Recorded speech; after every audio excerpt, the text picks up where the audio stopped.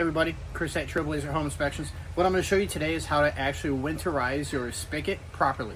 If you can see right here, we have our spigot still working. We want to make sure that we're going to drain this and get all the water out of the copper lines. So let's go ahead and do this walkthrough now. So many homeowners, especially when they first move into a house, they want to know where their shutoff is for their spigots outside. Best place to start is your water main coming into your home. You'll go straight up, and then you'll look for something that goes out to the direction of where your spigots could be. You can see in this home, we have one in the front of the house, which is right there, going to the front of the home, and the other one goes to the back, but this one actually goes that direction and then goes south.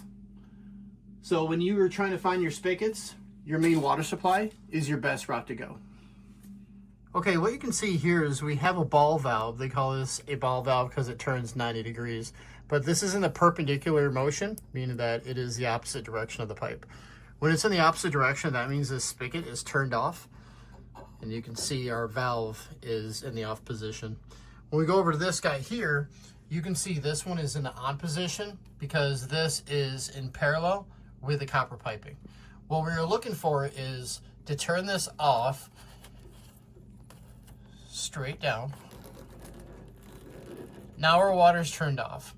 But what we need to do is also open this valve right here. We're gonna spin this off, but we're gonna do that with a spigot outside opened up. So we're gonna go do that right now. Okay, so we're gonna take this bucket, we're gonna put it right under here. Obviously no water is coming out because we turned the valve off inside the home. So I'm gonna set this bucket under here because right when I open up the bleeder valve on that shutoff valve, you're gonna see this water come right out and it'll drain out. So let's go do that now. Okay, now that we have that spigot outside opened up, we're gonna put a cup or something to catch under here. And then we're gonna open up this bleeder valve, which is simply just a screw. We're gonna screw this off and you're gonna see water coming on from the outside.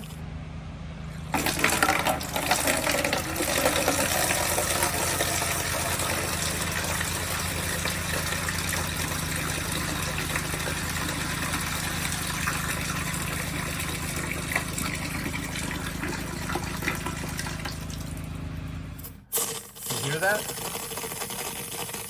That's the air releasing from the valve. So we're gonna open this up. And if there's any water in there, it's gonna go right into that cup, which we should see some. There we go. And we'll go check the outside, make sure that that is all drained out. And then once all this water has completed and dripped into this cup, we're gonna put that bleeder valve back on.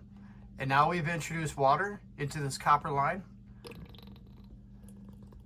You can see that's draining out right there. And then we have successfully drained this spigot. Okay, so you can see in here, this bucket is about half full. Now this is not a full 5-gallon bucket, this is probably a 2.5-gallon bucket. So we got about a gallon of water. All this water was sitting in the pipe.